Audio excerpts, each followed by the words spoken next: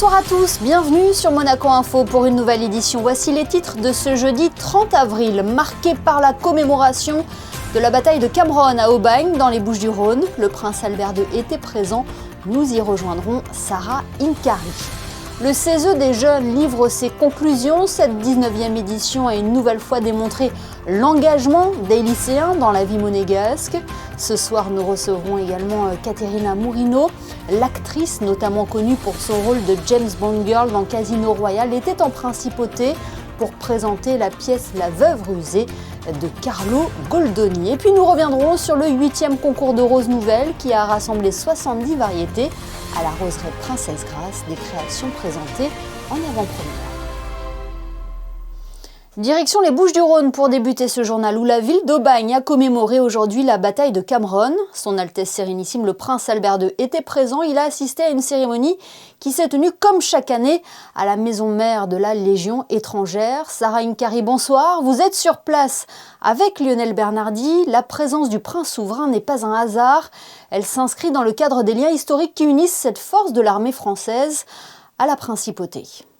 Tout à fait, Émilie. Plus de 5000 personnes ont assisté à cette cérémonie prestigieuse qui valorise la Légion étrangère, ce corps d'élite composé à 85% d'étrangers engagés à servir la France. Vous l'avez dit, le prince Albert II était présent. Ce n'est pas la première fois qu'il assiste à ce moment solennel, mais ce jeudi, il a reçu une distinction particulière. Voyez ce reportage.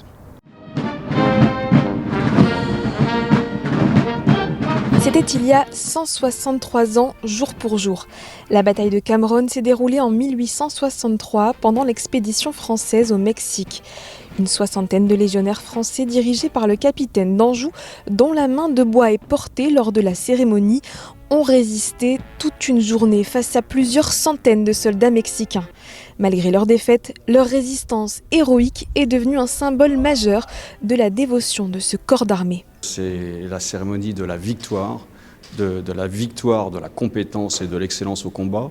C'est la victoire du courage et c'est aussi la victoire de l'humanité, puisqu'à la fin du combat, les blessés ont été soignés par les Mexicains. Comme le laisse entendre le thème choisi cette année, la noblesse de servir, la Légion étrangère a pu compter dans ses rangs sur la présence de têtes couronnées, comme le prince Louis II dans les années 20. Le prince Louis II avait servi la Légion étrangère, avait été donc en qualité d'officier. Ensuite, effectivement, le long de sa carrière, avant qu'il soit d'ailleurs prince de Monaco, il a été fait justement sergent-chef d'honneur. Je n'avais pas les étrangères, ce qui a renforcé en plus les liens avec la Légion.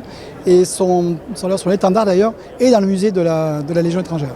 Aujourd'hui, son arrière-petit-fils, le prince Albert II, honore cette histoire. Le souverain était déjà venu en 2014 et récemment en 2023. Mais 2026 est une année particulière, avec la présence de ses carabiniers et cette distinction honorifique qui lui a été réservée. Il y a un vrai lien aussi entre ces deux corps et je suis heureux de pouvoir l'entretenir. Nous avons pu aussi prêter au musée de la Légion quelques effets, quelques objets qui ont appartenu au prince Louis II et quelques photographies. Donc voilà, c'est un très bel héritage et je suis très heureux, je suis très fier aussi d'avoir été fait caporal-chef d'honneur, qui est une distinction dont je mesure toute l'importance. Sa cousine Mélanie-Antoinette de Massy a quant à elle reçu la médaille de la Fédération des sociétés d'anciens de la Légion étrangère, une décoration attribuée pour récompenser ses actions au profit des anciens de la Légion. Plusieurs temps forts ont ponctué la cérémonie de commémoration, parmi eux la remise des képis blancs, un moment symbolique et chargé d'émotion pour ces jeunes puisqu'il marque leur entrée officielle dans la famille des légionnaires, forte de 150 nationalités. Imaginez-vous derrière ces légionnaires, 4 semaines d'instruction, en fait les 2/3 ne parlaient pas français il y a un mois. Et ils sont arrivés ici, ils ont été sélectionnés, ils ont été envoyés à Castelnaudary. Il y a les méthodes de la Légion étrangère qui est capable d'assimiler ces gens-là. Et en fait, vous avez vu à la fois dans leur voix et dans leurs yeux la détermination qui les habite. La patrouille de France a survolé le ciel d'Aubagne avant un défilé final des troupes qui est venu refermer cette matinée, empreinte de tradition et de mémoire. Dans le reste de l'actualité en images, la 6e édition du Maria Callas Monaco Gala & Awards a eu lieu mercredi soir à l'Hôtel de Paris. Cette soirée rend hommage à l'une des voix emblématiques de l'histoire de l'opéra, Maria Callas, qui fut une proche de la famille princière. Elle récompense aussi chaque année des personnalités dans plusieurs domaines pour leur engagement et leur talent. À Monaco, les lycéens s'impliquent concrètement dans la vie publique. Exemple ce soir avec ces élèves qui se sont engagés auprès du Conseil économique, social et environnemental des jeunes et qui ont apporté leur vision de la société. La 19e édition du CESE des jeunes vient de livrer ses travaux. Quelles en sont les conclusions? Éléments de réponse avec Christinda Petit-Homel, Hugo Comaza et Bastien Pigeon. Pendant plusieurs mois, 35 élèves issus des lycées de la Principauté ont travaillé comme de véritables conseillers. Rencontres, échanges, réflexions, jusqu'à la présentation de leurs projets dans l'hémicycle du CESE. Au total, cette année, 4 vœux ont été adoptés, des vœux portant sur l'insertion professionnelle, la vie culturelle, le bien-être des lycéens et l'économie. Parmi eux, 3 projets concernaient l'organisation d'un événement artistique, l'amélioration du bien-être au lycée ou encore la création d'un rendez-vous pour les jeunes économistes. Nous avons décidé de fonder le projet LA1 Feel Good. Donc, il est réparti en 3 axes. Le premier axe est axé sur le bien-être émotionnel et le lien au vivant. Le troisième axe est le réaménagement du lycée. Et enfin, l'axe C est l'animation des récréations. Donc on a décidé de travailler sur ce projet parce que c'est un sujet qui nous concerne tous et qui nous tient vraiment à cœur. Donc on est très heureux de faire partie du CESE pour la 19e édition. Notre projet, ça serait de faire un symposium économique des jeunes économistes de Monaco. Et pourquoi ? Parce qu'on pense que surtout dans le contexte actuel, c'est vraiment important que les jeunes soient plus exposés à tout ce qui est les questions économiques et financières. Et quoi de mieux pour les exposer qu'un groupe où ils sont vraiment activement impliqués dans ces questions. Voilà, et moi en tant que lycéen, j'aurais adoré avoir une opportunité telle que celle-ci pour pouvoir enrichir mes connaissances et notamment enrichir justement mon expertise sur des sujets économiques, sociaux, mais aussi géopolitiques, notamment avec les crises et tout ce qui se passe dans le monde aujourd'hui. Nous partageons tous un intérêt pour la culture. Nous pratiquons tous une activité culturelle à Monaco, que ce soit le violon, le piano à l'Académie de Monaco ou alors le chant à l'Académie de jazz. Et nous souhaitions partager cette passion et les sensations que nous procurent ces activités. Et Monaco's Got Talent, c'est donc une journée qui se compose en 2 parties. La première où il va y avoir des ateliers qui vont permettre de faire découvrir et de sensibiliser les élèves scolarisés en principauté aux différentes pratiques. Et un concert de clôture qui clôturera donc cette journée où en fait professionnels et amateurs partageront la scène pour vraiment valoriser cette diversité culturelle à Monaco.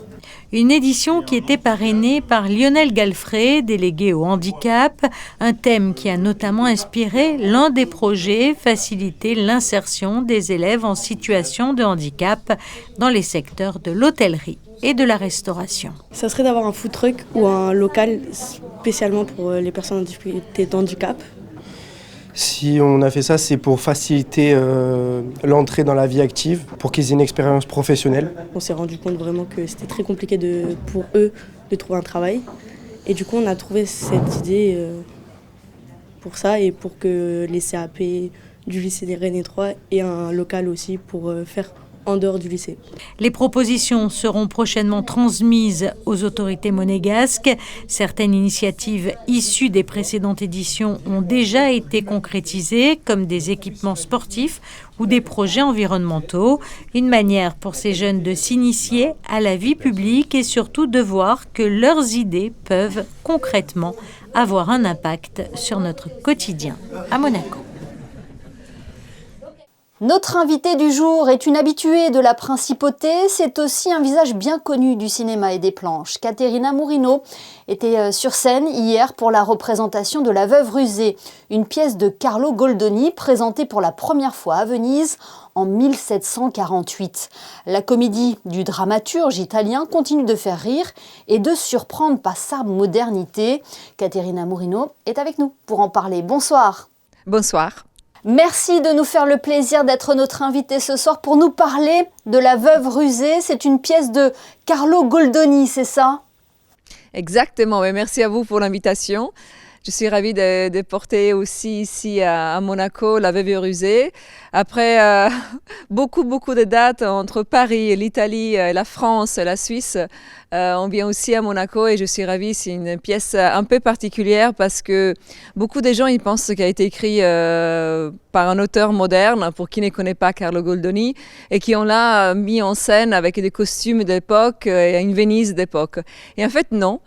Elle a été écrite en 1748 par Carlo Goldoni et c'est un homme qui a extrêmement aimé les femmes et a voulu toujours que ces femmes dans ces pièces soient complètement libérées et extrêmement modernes. Donc bizarrement, encore aujourd'hui, une pièce comme La Veuve Rusée apparaît aux yeux d'aujourd'hui extrêmement moderne. C'est une veuve qui vient son mari vient de mourir et elle est courtisée par 4 hommes. Et sera elle à choisir pour se libérer de cette poids qu'elle a, parce que si elle ne va pas se marier, ce sera son oncle qui va la marier.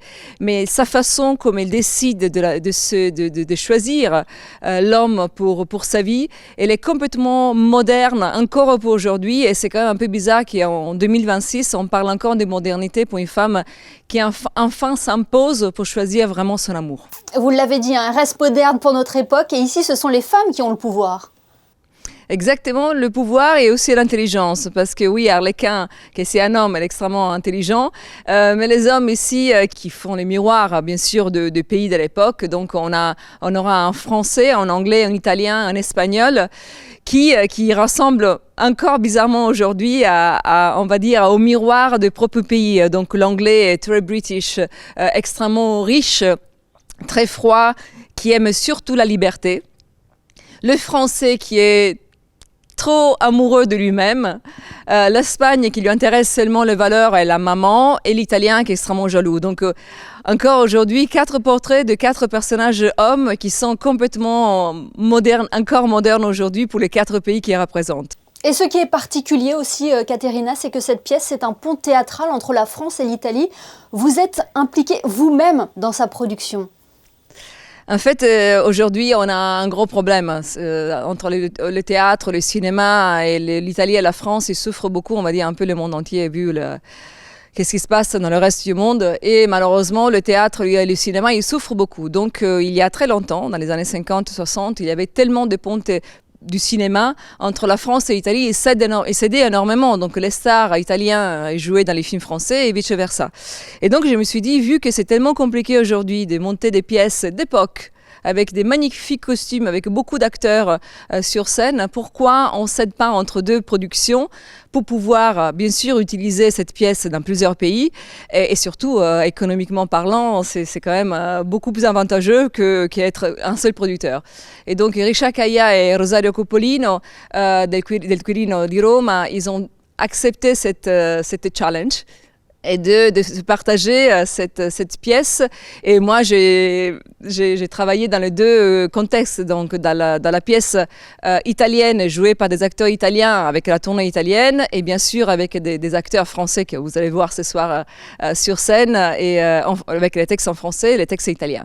Et donc c'est un pont théâtral que j'aimerais bien qui va se reproduire dans les futurs. Et la chose que tout le monde dit, c'est une pièce qu'on ne voit plus aujourd'hui. On ne voit plus une pièce aussi riche dans tous les sens du terme, autant de comédiens avec des costumes sublissimes qui ont été créés à Venise par Stefano Niccolao. Et donc c'est parce que ce pont théâtral a réellement marché, et je remercierai pour toujours mes 2 producteurs. Vous avez parlé de richesse, on n'a pas évoqué encore le casting de qualité sur scène. Ça, c'est un immense cadeau que tous ces comédiens ils m'ont fait, parce qu'une grande partie d'eux, j'avais déjà travaillé, et donc on parle de Tom Leb, de Vincent Degnard, Vincent Desagna, Sarah Biasini, Pierre Rochefort et Thierry Harcourt. Ce sont des acteurs extraordinaires. Thierry Harcourt, c'est un metteur en scène et ça fait des années qu'il n'est pas monté sur scène. Et donc, il a accepté enfin de jouer pour nous. Et c'est une équipe de rêve, parce que tout le monde dit comme ça, mais c'est réel. C'est un amour très profond. Et cette pièce va se terminer à Pau le 10 juin, et ça va être très douloureux pour moi, parce qu'on a vraiment créé une équipe de rêve. Il n'y a pas seulement moi qui l'ai dit. Caterina, un dernier mot sur Monaco. C'est un pays que vous connaissez bien. Vous y êtes déjà venue à plusieurs reprises. Quels souvenirs gardez-vous de la principauté ? J'espérais pas de pas pleurer, alors pour une fois. Ici, j'ai tourné mon plus beau film. Ça s'appelle Deep Mare Nostrum. Et c'est un film à mon côté. Et c'était mon frère jumeau, c'était Pierre Frola. Et j'ai joué une sœur jumelle de cette championne d'apnée qui mourait, malheureusement, un accident. Et que moi, je prenais sa place. Donc, c'est la revendication de cette femme qui voulait venger aussi son frère. Et donc, j'ai plongé tellement dans votre mer et j'ai passé plus d'1 mois ici. Et j'ai un souvenir extraordinaire pour Monaco. Et donc, c'est mon plus beau film, c'est mon plus beau rôle. Et donc, Monaco sera toujours dans mon cœur. Toujours un plaisir de vous recevoir ici en Principauté. Merci Caterina Morino d'avoir été notre invitée ce soir. Merci à vous. Culture toujours avec une grande artiste sur la scène de l'auditorium Régnier 3. La pianiste Elisabeth Leonskaya a donné un récital mercredi et a choisi d'interpréter des œuvres de Mozart, Schoenberg ou encore Schubert. José Sacré vous en dit plus dans ce reportage réalisé avec Hugo Comaza et Bastien Pigeon.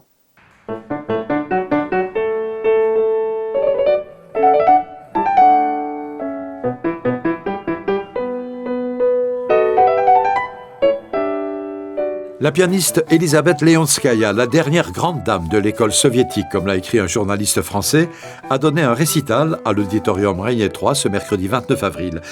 Elisabeth Leonskaya, que représente un récital pour vous? This is communication. Of course, the people are coming to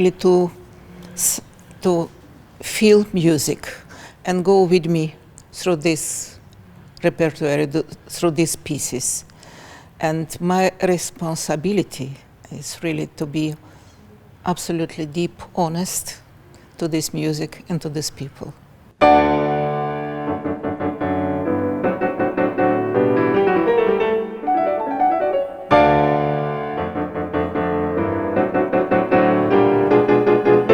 Vous avez choisi Mozart, Schoenberg, Shostakovich et Schubert. Pour quelles raisons ceux-là et pas d'autres? Mozart and Schubert are from Vienna. In Vienna, I'm home. Schoenberg is also from Vienna. So, and Shostakovich, this is Russia. This is my heart. And this is what I am.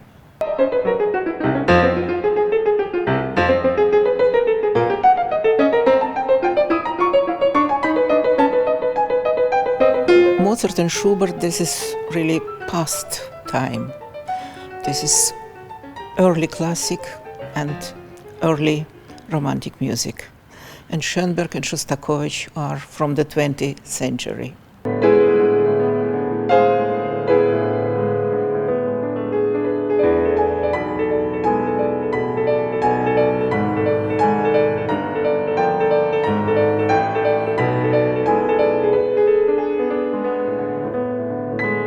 La musique, c'est toute votre vie. Mais est-ce que vous avez des passions hors la musique? Ja, la vie.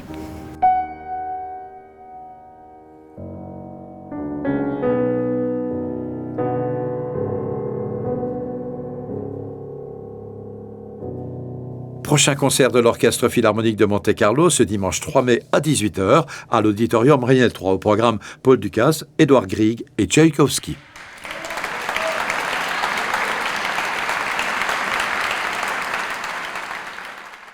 Dans un tout autre style musical, une idée sortie pour le week-end, Feder, figure incontournable de la scène électro-française, est à l'affiche de l'Electro Spring Party ce samedi au Grimaldi Forum. Il partage cet événement aux côtés de la DJ Nathalie Duchesne et DJ Balou from Monaco. Il reste encore quelques places disponibles. Elle est considérée comme la reine des fleurs. La rose était au centre de toutes les attentions aujourd'hui à l'occasion du concours international de roses nouvelles de Monaco. La 8e édition s'est déroulée à la roseraie Princesse Grace et a rassemblé 70 variétés inédites sous l'œil averti des membres du jury. Les détails dans ce reportage de Fabien Bonilla et Thomas Deus. Des roses, roses, oranges, blanches, rouges, peu importe. Un espace a été entièrement consacré à cette 8e édition qui se déroule tous les 2 ans à la roseraie Princesse Grace. 16 créateurs, que l'on appelle des obtenteurs, participent à ce concours. Ils viennent de 8 pays, la France, l'Allemagne, la Pologne, le Japon, les USA, l'Italie, le Danemark et la Belgique. Ils ont présenté 70 variétés de rosiers. Ce concours est organisé par l'Association des Amis de la Roseraie, présidée par Yves Piaget, et par la Direction de l'aménagement urbain. Depuis 2 ans, nous recevons les pieds de rosier, nous les mettons en culture au cerf de Saint-Laurent-d'Aise. Nous recevons à peu près 700 pieds de rosier, puisqu'il y a 10 pieds par plante présentée, donc 70 plantes présentées dans 4 catégories. Et les pieds sont plantés sur notre terrain, et ce qui permet de les mettre dans les conditions qui sont représentatives ensuite de ce qui va être fait en plantation en principauté, et également de mettre tous les pieds à pied d'égalité, pour le dire, puisque elles seront dans les mêmes conditions de culture. Pour participer au concours, toutes ces roses sont des créations présentées en avant-première. Elles sont réparties en 4 catégories, les hybrides de thé, les fleurs multiples, les couvre-sols ou encore les miniatures. Le jury est composé d'une dizaine de personnes. On a différents critères pour la notation. On a l'impression générale, donc là en fait tout le monde peut avoir son idée sur l'impression générale. La question à se poser, c'est est-ce que j'aimerais planter cette rose dans mon jardin ? Et à partir de là, si c'est oui, vous donnez une bonne note. Si vous trouvez que non, elle ne vous plaît pas, vous mettez une note plus basse. Et après, il y a des critères techniques sur la floraison, sur les fleurs, sur la résistance aux maladies, parce que c'est très important maintenant que les variétés soient résistantes aux maladies. Et puis, bien sûr, le petit critère, le petit plus, c'est le parfum. Et bien sûr, on a tendance à vouloir tous des variétés parfumées, mais ce n'est pas toujours le cas.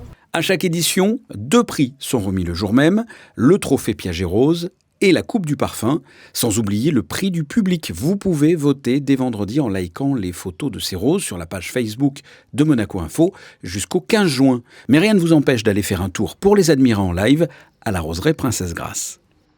Avant de nous quitter, cette information que nous avons apprise aujourd'hui, Christophe Mirmand renforce l'équipe qui œuvre quotidiennement à ses côtés. C'est ainsi que Marc Vassallo a été nommé conseiller spécial auprès du ministre d'État, délégué à la transformation publique. Secrétaire général du gouvernement princier depuis février 2022, il prendra ses fonctions lundi prochain. Marc Vassallo sera en charge d'assurer des missions transversales au sein de l'administration, en particulier dans le domaine de la fonction publique. Arnaud Hamon, directeur des affaires juridiques depuis 2017, lui succédera à la tête du secrétariat général du gouvernement et c'est Raphaël Simian qui prendra sa succession. Ce journal est à présent terminé. Merci de nous avoir suivis. Dans un instant, la météo d'Alban Jean-Jean qui nous dévoilera les prévisions pour ce week-end prolongé. Demain, vous retrouverez à la présentation de votre JT Sarinkari. On se quitte avec les photos de Stéphane Dana qui vous offre des roses pour clôturer cette édition. Très bonne fin de semaine à tous sur Monaco Info.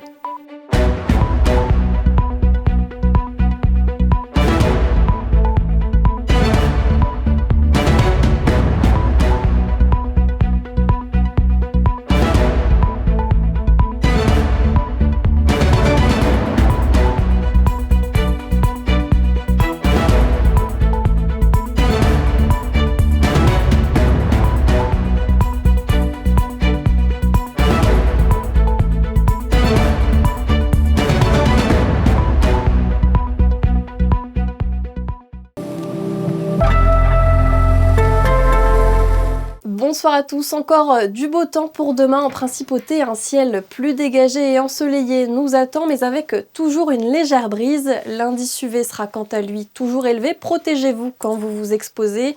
Le thermomètre affichera des températures comprises entre 12 et 20 degrés. Demain, vendredi 1er mai, nous fêterons les Florines et puis ce sera aussi évidemment la fête du travail, alors passez un agréable week-end.